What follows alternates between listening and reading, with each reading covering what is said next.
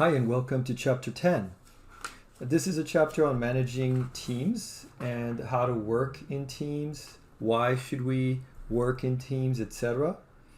And for before we begin the chapter, I want to ask you a question. I want you to consider group projects, right?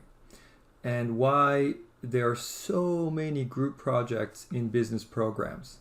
So here we are, community college. Most business classes have some sort of a group project. And when you transfer to a 4-year, there'll be even more group projects. And so the first thing is, especially AACSB, if you ever go and look at aacsb.edu, again, that's aacsb.edu, that's the accrediting body for all higher ed business programs, 4-year schools and above. And you'll see that group work and having students prepared to work in an environment that will rely on group participation and performance is critical. Now, having said that, I want you to think about some of the experiences you've had working on these group projects. Were you the group leader? Was the group very productive? Was it always productive? Did it take a while for people to kind of figure out their roles and become productive? Was there somebody who was there just not doing anything, really slacking off?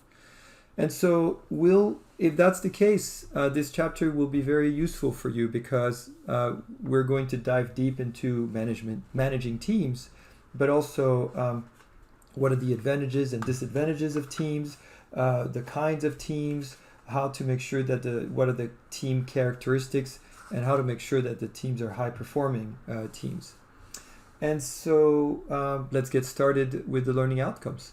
So first, we'll talk about the good and bad of using teams, understand the different kinds of teams that exist, the general characteristics of work teams, how to enhance work team effectiveness is what we'll look at as well. So those are the basic learning outcomes for this chapter. Again, we're on page 206 is where we're starting. I want to make sure that you guys follow along as we do this. All right, so let's get right into work teams. So work team is a small number of people with complementary skills who are mutually accountable for pursuing a common purpose, achieving performance goals, improving interdependent work process. Again, that's work process, interdependent of all the members together. This helps firms respond to specific problems and challenges. Again, you will see that the book has countless reasons as to why companies rely on teams. They rely on groups, right? A survey indicated that 80% of companies with more than 100 employees use teams, and 90% of all U.S. employees work part of their days in teams. And so that's the reality of today's work environment. All right, moving along, advantages of teams. So first, increase customer satisfaction. I always kind of like to use retail for that example. If you go to a grocery store, right, a big chain grocery store, and you can't find something, and you ask someone who works there, and you have two scenarios. One scenario, the person says, "Oh, that's not my department. You got to go over there. Ask the person in that department." Yeah, that's not the answer you want. It takes time. You got to find the other person. It wastes your time. But the other answer is one that you've probably experienced, especially here in California, as there's so much competition with these grocery stores, is even if the person is busy, even if the employee is busy, most chains have trained their employees to drop everything on the spot and not only say that, yes, they know where the products are because they've been trained and cross-trained with everything in the store, but they will walk you there. Sometimes they don't even give you a choice, right? And so what you're experiencing is a higher level of customer satisfaction.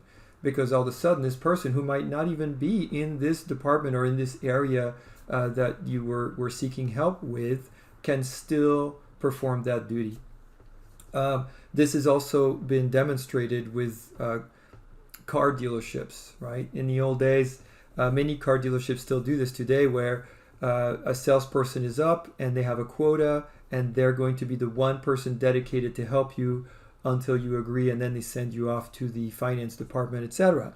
Well, many smart car retailers have discovered that the best way to do this, if you want to actually not only just increase your own output in terms of profit, but make sure that your consumers have a pleasant experience and also minimize the time they have to be there to purchase a car, is to have a team quota where everybody capitalizes on their strengths, and you can hand off the customer to the next person who has the strength you don't have, and that customer is going to see a group of people who work extremely well together. They get along, they're there to support you as a customer, and you get out of there faster. So again, there's all kinds of supporting evidence to show that teams increase customer satisfaction. It improves product and service quality as well. And so they tie in together with the examples I just gave you. Increased speed and efficiency in product development. Increased job satisfaction. Teamworks provide workers a chance to improve their skills through cross-training. I was lucky enough to visit the BMW Welt, which is the BMW factory. It's BMW World factory in Munich, Germany. It's a beautiful building. If you ever go to Germany, if you ever go to Munich, I recommend it. But what was great was to see how, while I was doing the tour, people were shifting, going from one set of responsibilities on the assembly line after a certain time to another one. So the cross-training, going from one place to the other. Also, when you work a tedious task, such as working on an assembly line or just a boring job, definitely is an advantage. And then share the benefits of group decision making as well. Obviously, when you have 6 people with different experiences, different trainings, different backgrounds, share ideas, you're going to have richer recommendations, better recommendations. So that's all fine and dandy, but again, if we circle back to the question that I asked you at the beginning of this lecture, which was to think back about whether it's school or work, think back about an experience you had working in a team that was unpleasant.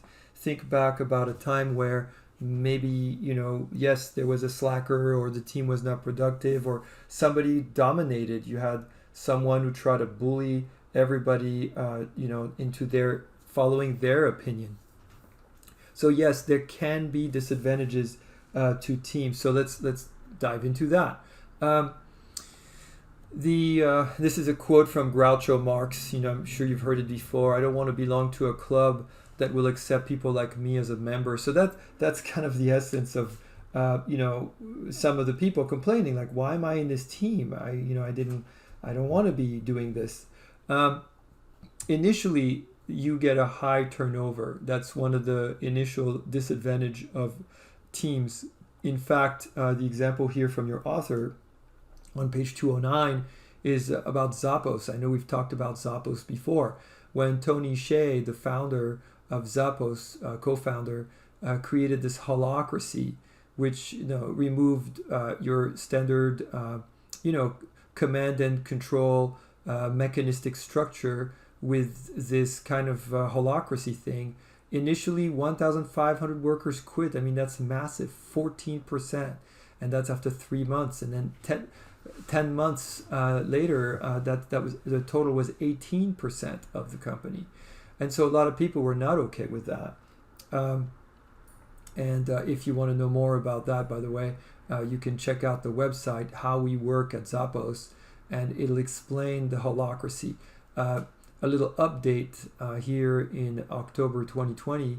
Zappos is now slowly pulling away from holacracy and adapting more of like a team entrepreneurial approach to how it works. Social loafing is another one. People not pulling their weight, right? Not everybody's coming in and doing what they were supposed to be doing. French engineer Maximilien Ringelmann, he's the one who kind of observed that in 19th century, where he had said, okay, if one person can pull a rope with 139 pounds of weight, he discovered that in a group of 3 people pulling a rope, that the weight dropped on average to 117 pounds per person. And the more people he added, the more he discovered that the weight got lower and lower. So people, exerting less effort in a team than they did by themselves. Team members withhold their effort and fail to perform their share of the work. And this could be done because they think, well, this is a group decision. It doesn't rest all on me, so what do I care? Let's see. And then, of course, there are some disadvantages sometimes of group decision making that can lead to groupthink. I believe in chapter 5, if you recall, we talked about groupthink. Members feel the pressure not to disagree with each other. And so because nobody's challenging anybody else, everybody's going with the first thing they hear, you end up with bad recommendations. Could be minority domination. 1 or 2 people dominate team discussions. And for different reasons. One could be a bully, or it could be a manager that just wants to get things done their way, some kind of a silo situation. There's lots of reasons why you end up with groupthink. All right, so let's talk about when to and when not to use teams. You use teams when there's clear engaging reasons or purpose. Job can't be done unless people work together. Rewards can be provided for teamwork and team performance, and we'll talk about the rewards at the end of this chapter. And there's ample resources available. Basically, don't use teams when it's the opposite, right? So let's talk about the classifications of teams based on autonomy. The first one is going to be your traditional work group. We're on page 211. And the traditional work group is composed of 2 or more people who work together to achieve a shared goal. In this, situation, this is where the workers don't have direct responsibility or control over their work. Then the second level is the employee involvement team. And so in this case, more autonomy, meet on company time on a weekly or monthly basis to provide advice or make suggestions to management concerning specific issues such as plant safety, customer relations, product safety, quality, etc. They offer advice and suggestions. They don't have the authority to make decisions. Membership on these teams often voluntary, but members could be selected because of their expertise. Boeing, by the way, so page 212, Boeing used that it created 200 employees. It created these employee involvement teams as they were developing the 787 Dreamliner. All right, now we're getting into the semi-autonomous work group. And so not only provide advice and suggestions to management, but also have the authority to make decisions and solve problems related to the major tasks required to produce a product or service. So in this case, the authority is not complete. The manager still plays a role in supporting the work of semi-autonomous work group. Now we're getting into more autonomy here with the self-managing team. And so in this case, manage and control crucial parts of the service without first getting approval from management. Then your self-designing teams are the ones that are going to have the highest level of autonomy. Share characteristics of self-managing team and control world task and team membership as well, except that they're entirely responsible for how they set up. My colleagues and I often, if we know there's, for example, accreditation, Chaffey College goes through accreditation cycles. And traditionally what we've done in the past 20 years is about a year prior, we decide to meet together. Nobody tells us to do it, just so that we can start to talk about what we can do to help ourselves during accreditation to make sure that the process, we don't have to do everything at the last minute. And so where we decide everything, where we meet, how we want to proceed, et cetera, et cetera. And so on page 212, you will see this chart here from your author, the team autonomy continuum. And it goes back to what we've talked about. And what it does here, it kind of does a better job in terms of showing you the responsibilities, right?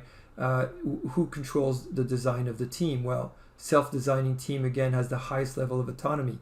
Here they decide. And then for the production service task in terms of decision making, now self-designing and self-managing. Again, you get the idea. The traditional work group, the only thing that they have autonomy to do is they're going to execute tasks. All right, so now for special kinds of teams, let's go and look at the cross-functional teams on page 214. And so composed of employees from different functional areas of the organization, often used in conjunction with the matrix structure. Remember, the matrix structure is a type of structure that blends kind of the tall mechanistic structure that forces horizontal communication. It's popular with multinational corporations that have the size to do this. Procter & Gamble is usually one of the examples that's used for that. And so cross-functional teams very predominant there. I'll give you an example. Procter & Gamble, hair care, shampoo. And so you have a company that has a global footprint. They're out there in probably about 130 countries. And you can't imagine having one person run all of that. And so you would have the geographic areas, let's say, as the horizontal area, right? So, North America, South America, Africa, Southeast Asia, you get the idea. And that would be, each of them would be vertical groups. And then cutting across, you would have now the horizontal groups. And one would be, hair care, shampoo. And so at each point of each area, you would have these cross-functional teams. All right, the virtual teams. Virtual teams, well, guess what? Lots of that going on now, right? So composed of geographically and or organizationally the dispersed workers who use telecom and information tech to accomplish a task. I think most, white collar workers out there are now on virtual teams. And it's a really fascinating exercise because some companies were kind of resisting that, and now a lot of them are seeing the benefit of it. I'm sure you're hearing there's all these stories about, I think REI was one. They had built or commissioned this huge headquarters in the West Coast, and they decided to just give it up because they realized, wait a second, we don't even know if we ever want to go back to a ginormous office area with thousands of workers. We kind of like the way we do things virtually now. So they sold it. They actually, before they even moved in, the thing got built. You can look it up, and they sold it. Or I should say they're selling it. I think they sold it, but for sure it's for sale. And it's never been occupied by REI. Virtual teams were also used at Boeing. That's another very popular team for Boeing when it creates their airplanes. And just remember, it's another multinational corporation. Project teams, I always kind of think of project teams personally as a task force. Why? Because it's created to complete a one-time project within a limited time. The difference between a committee and a task force is a committee tends to be a standing team, right? It's there and it just always moves forward and works toward the goal. Whereas a task force is to specifically address a key one-time issue. And so project team would be like that. If you have, I don't know, an organization, Chaffey College wanted to put solar panels in the parking lot to reduce their carbon footprint and generate energy, etc. So at one point in time, there was a project team that was responsible for doing the research, connecting with people, the architects, the companies, all of that. Well, and they got disbanded once the project got approved and funded. Factors that affect the work team characteristics. So here we're still on page 215 now. Team norms is going to be the big one that we're going to spend some time talking about that. Team norms, team cohesiveness. Cohesiveness, if you think of the word just cohesive, it's a fancy word for sticking together, right? So it's when people in a team really work well together, stick together. The size of the team, we're going to talk about what we call an optimal size. Not too little, not too big, optimal. And of course, conflict is a very real thing. But we'll talk about how conflict, if you remember from one of the previous chapters, A-type, C-type conflicts, right? Maybe ask yourself, let's see if you remember, which of the two is the good kind of conflict? A-type, C-type conflict. Let's see if you remember. And so let's look at the team norms. So again, what I'm doing here is to backtrack. We're starting with that first rectangle here for team norms. We have informally agreed on standards that regulate team behavior. It's developed by observing nearby team members. Regulates the everyday action between team members and on how to function effectively. It's associated with positive and also can be negative outcomes. We'll talk about that. Developed around quality and timeliness of job performance, absenteeism, safety, honest expression of ideas. That is going to be the most critical one. It's just amazing how important allowing everybody to have a voice and participating in a team. All of the studies show that in fact it was Google. Well, I'll talk about it in just a little bit. I'll talk about it now. Google on page 216, right, with the project Aristotle, found that Google's most successful teams had a positive norms with high level of psychological safety, a concept that Harvard Business School professor Amy Edmondson defines as, quote, a sense of confidence that the team will not embarrass, reject, or punish someone for speaking up. So basically, what has been discovered is in terms of team norms and team performance, it doesn't have the best teams are not about the experience, they're not about the IQ, they're not about how many times you worked in a team. They're about this. They're about making sure that everybody has a place, everybody has a voice, and everybody gets to share their opinion. As long as everyone got a chance to talk, the team did well. But if only one person or a small group spoke all the time, the collective intelligence of the team declined. That's it.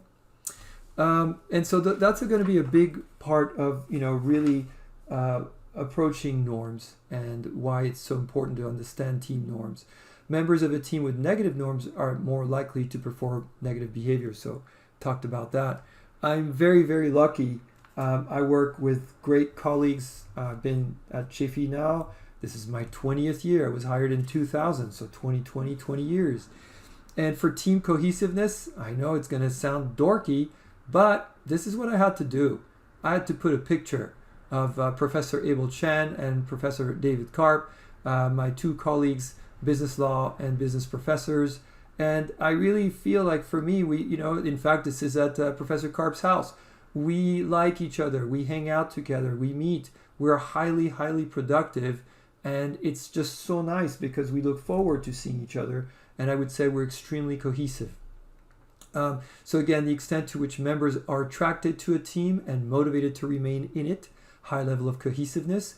You can promote that by ensuring that all team members are present at team activities and meetings. You know this firsthand from, I'm sure, just your experience in group projects at Chafee. When people don't show up, it really is a drain on the team. So it is critical. And yes, people have, work, lives, kids, everything. And this is when communication is critical. But making sure you can make the team meeting is paramount to team cohesiveness. Creating additional opportunities for task interdependence is another one. Making sure that there is going to be opportunity for, again, interdependence between team members for various tasks. Engaging in non-work activities, like I said, this was an example there. Here's a little secret. Professor Karp lives in LA, and there's an awesome Mexican restaurant like 2 blocks away from his house. So we love meeting at his place because it gives us an opportunity to go over there and have some amazing tacos. All right, team size. This is a quote from Jeff Bezos, Amazon multi-bazillionaire. In fact, I think this is the year where he became the wealthiest man on the planet. If I see more than 2 pizzas for lunch, the team is too big. There you go.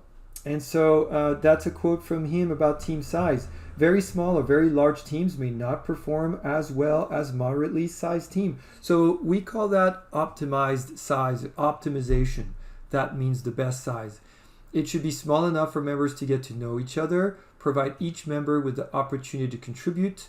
And so the greater team, the greater the size of the team, and the more it will pose a risk of minority domination. It'll increase incidence of social loafing, which kind of makes a lot of sense. People are just going to sit back and just say forget this. I don't have to worry about it.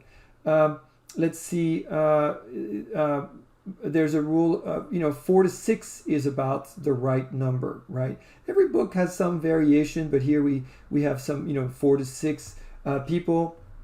Bain & Company's Michael Mankins follow the rule of 7, which says the chance of making good decisions drop 10% for every person beyond 7.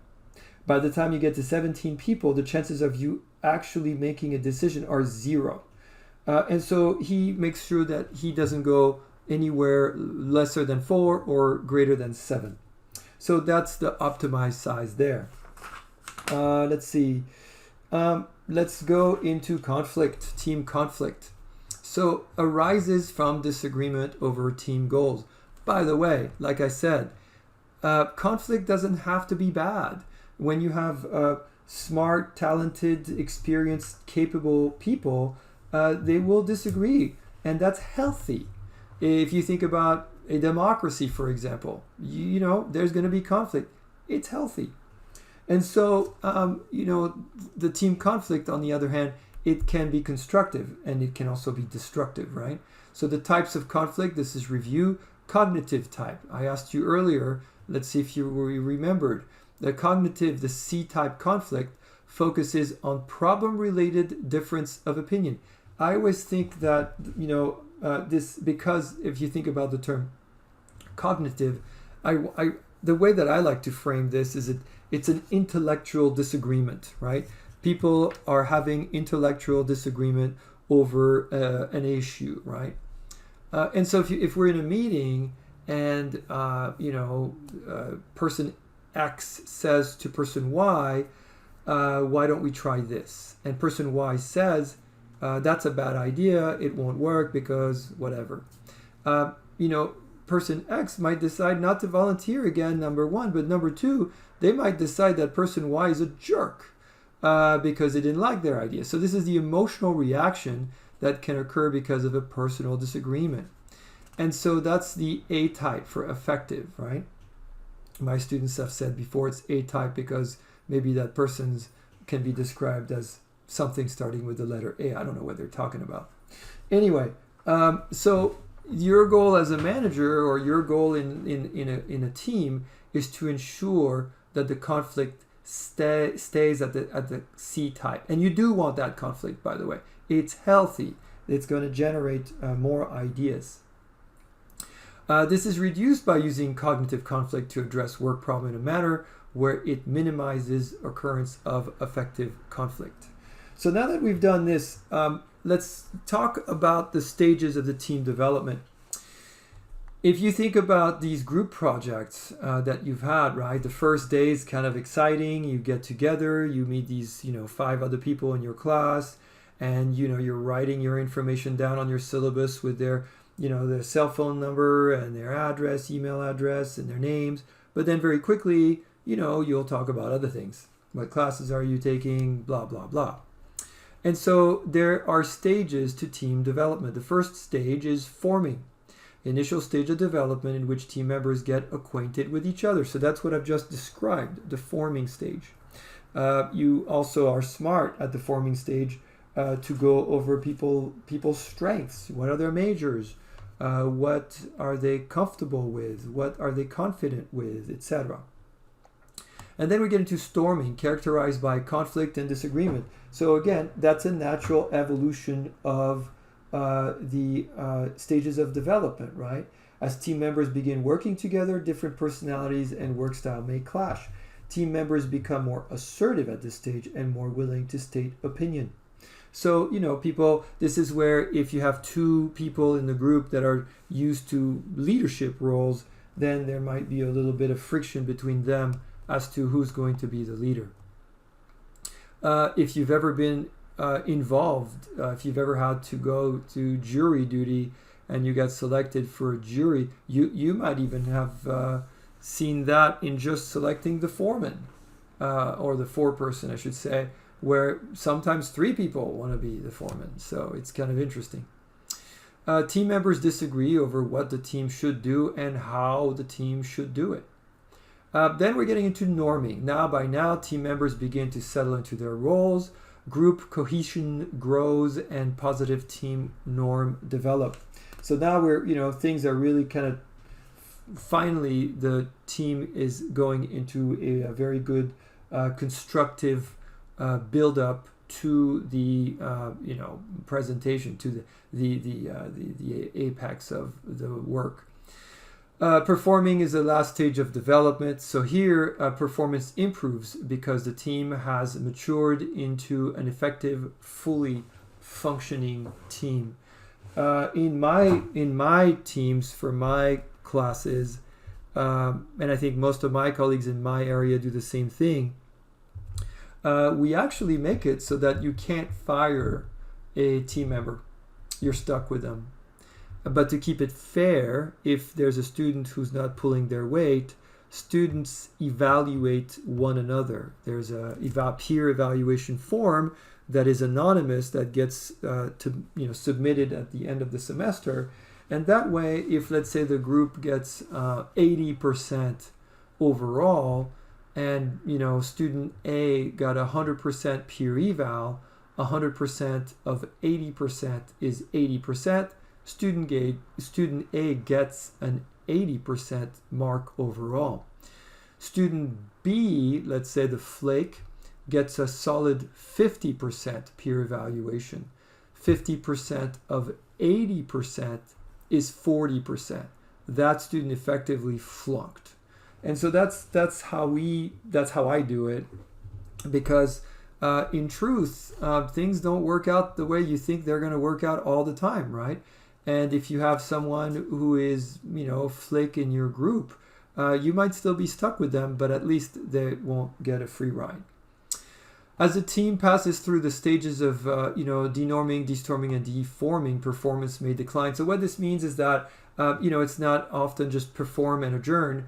It's perform and maybe meet again. But if any of the stages we talked about start to fall, it could be the norming stage or the storming stage, then you start to see performance declining. All right. Let's talk now about enhancing work team effectiveness on page 221. And this is where we talk about the first and most important one is setting team goals and priorities. It's really critical that, remember the SMART goals we talked about before, right? That, specific, measurable, attainable, realistic, and timely goals. Critical that you have those, right? Select people for the teamwork, the team training. Maybe there's, you need to make sure that everybody understands what the objective is, and how you will recognize and compensate people. So we'll talk about that, in fact, soon. Setting the team goals and priorities. So the specific team goals, you need to clarify team priorities by providing clear focus and purpose. The goals have to be challenging. We know that about the SMART goals as well. And that will reduce the incidence of social loafing. If the thing is not challenging and it's not a big deal, then people are just not going to pay attention. Stretch goals are great. Ambitious goals that workers do not know how to reach. They can be also super frustrating. And so it depends on how you use them. You have to be careful. If it's a sales quota and you work for this company and the realistic goal is, 5% above last month, and you think you could do it, great. But if you're getting a notice that says 20%, that's crazy. That's unrealistic, and people sometimes stop performing as well because they just kind of give up and think, well, this is useless. So you do have to be careful with your stretch goals. Let's talk about them a little bit more. And so stretch goals can be effective if teams have a high degree of autonomy over how they achieve their goals, if teams are empowered with control of resources, if they have access and structural accommodation and bureaucratic immunity. So this is where you want a company that's not going to be tall mechanistic. This is when you want a company that's more flat organic, where you have these open door policies and you don't have to worry about having to follow some chain of command to get things done. The example here from your author is from a very famous company, Tata. So Tata is giant, right? So if you think about, General Electric or, it's hard to really kind of compare Tata to anything. It's an Indian multinational corporation that soon you will see more and more presence in the United States. Tata Motors bought Land Rover and Jaguar from Ford Motor Company a while back and have really just done well with those companies. They do everything. Tata does everything. For their steel division, Tata Steel, there's a stretch goal which is 25% profit margin. And so, what the book tells us over here is that, this is how innovation comes about. If the employees know how to achieve the target, then it's only about execution, right? And so in this case, let's see, the director said that, the managing director of Tata Steel always had a rich history of setting steep targets, which can or cannot be achieved, but that they knew by doing this, they would have more success in terms of innovative ideas. All right, structural accommodation and bureaucratic immunity. Again, it kind of goes back, for me, the way that I like to talk about this is just to kind of piggyback to the, tall mechanistic versus flat organic structure, right?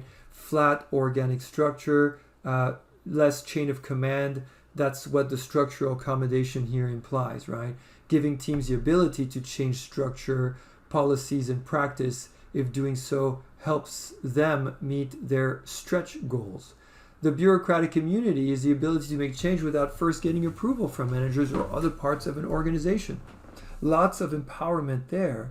And by the way, remember, we talked about this before, but if, the external environment is forever changing, right? And very rapid and chaotic, you have to adapt to that. And if you are super top heavy bureaucratic as an organization, you just can't. So remember, that's the name of the game, right? flexibility and adaptability to change. And you can achieve that by structure and function and making sure that you're super adaptive. All right, what are the factors to consider while selecting team members? So this is a quote from USC professor Lawler, where he says, teams are the Ferraris of work design. They're high performance, but high maintenance and expensive.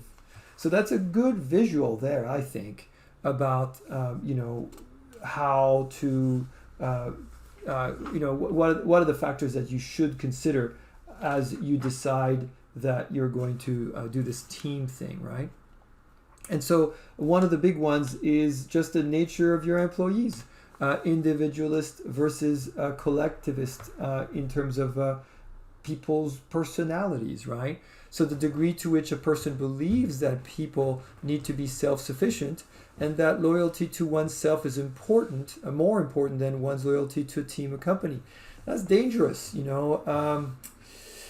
General Motors was plagued with what are called silos for many, many years, where people thought one of the car division was more important than GM as a whole. And that created these basically turfs where you would have managers and employees basically fighting other ones over resources. I see it a little bit the same way, right? There's an exercise that you one day, no doubt, will be exposed to. Usually in my management class, I do it in the classroom. It's just not possible to do it the way we're doing it asynchronously. But it's called Lost at Sea. If you go to SlideShare and enter Lost at Sea, you'll see this exercise that was just really super interesting. It was developed by the Coast Guard, and you're lost at sea in a raft, and you have 15 items, and you have to rank them individually in order of most important to your survival. And so you will do this individually, and there's a little chocolate bar in there, there's compact mirror, there's a match, there's a map, other things. So everybody kind of, has a feel for what's important or not, and they rank it individually. And then what we do is we put people in a group. So traditionally I go for groups of 6, try to, keep it optimized. And then everybody in a group discusses their individual answer, but the group has to create its own ranking. And of course, what we do at the end is we compare the ranking of the group over the ranking over the individuals. And it never fails. I mean, at least 95% of the students increase their chance of survival by virtue of being in a group. And there's always 5, the outliers, who might have been better off on their own. They were Eagle Scouts or something. And so what it shows is that, when you select team members, understanding if they're, look at the Zappos example, how many people left Zappos, and they were like, no, I'm not doing this collectivist thing. Team level, the average level of ability, experience, personality, or any other factors of a team. That's another one of looking at it. There's a great example here from your author with SAP, the German multinational software company. They had struggled to deliver cloud-based solution and hoped to replicate a team approach to innovation pioneered by Xerox PARC. By the way, this is an aside, but Xerox PARC, P-A-R-C, if you ever want to Google them, this is a company that's historic. They're the company that invented the mouse. They're the company that invented graphical user interface. But unfortunately, leadership thought it was just a useless, stupid idea, told them to dump it. And as they say, the rest is history. 2 young lads who were friends with some of the young lads in PARC once got a tour and saw this box there with the mouse and thought, what a great idea, can we have it? And Xerox said yes. And that was the birth of Apple. Steve Wozniak and Steve Jobs both created Apple by having visited their buddies at Xerox PARC. That's the story behind PARC. And so in this case, the story goes on to talk about SAP having hired someone, to model that with how they hired their polymathic technologists. This is all on page 223. Super interesting example. Team diversity, variance in ability, experience, personality, or other factors on a team. And so that just again, as it sounds, you're looking at several things, right? In terms of, there's a MIT researcher, Alex Pennell research at MIT's Human Dynamic Labs shows that the most successful teams, number one, talk with everyone on the team, balancing talking with listening. Remember, we talked about that before. Number two, have a diversity of ideas and team members who are open to new ideas. Number three, they're goal-oriented. You need everybody exploring slightly different things, but going in the same direction. And so that's, again, advice from MIT. What are the areas of team training? So now we're looking at the interpersonal skills, decision-making and problem-solving skills, conflict resolution skills. Remember, A versus C. Technical training, when and if and how necessary. And lastly, types of employee compensations. So then we're looking at skill-based pay. Over here, your employees are paid for learning additional skills or knowledge. Or gain sharing. Companies share the financial value of performance gains with their workers. In general, skills-based pay is most effective for self-managing and self-directing teams performing complex tasks. And then when you look at the last here, non-financial rewards, most effective when teams or team-based intervention are first introduced. And so here you're talking about what are the non-financial rewards? They could be vacations, it could be t-shirts, plaques, coffee, mug, anything. You've seen, I'm sure you've gone to businesses where you were about to park and you see there's 3 stalls for employee of the month. You get the idea. All right, well, we wrapped it up, people. We did it. And so that concludes this chapter. Again, please make sure that you wrap your head around these concepts and definitions prior to taking the quiz. We have covered everything here. These are all of your key terms, right? We didn't really go one by one with denorming, destorming, etc. So you're fine there. And all the way to, yes, gain sharing, skill-based pay. And then again, make sure that you would be able to summarize everything prior to taking the quiz. That wraps it up for us on chapter 10. And we will start chapter 11. Chapter 11, really looking forward to doing this with you guys, managing human resource system. And I have a surprise. I interviewed our very own director, executive director of human resources at Chaffey College. And that will be your assignment, to watch this interview that I have with her. So basically, I gave us access to our very own HR director, which I think is pretty cool, and I hope you will like it. I'll see you guys next week.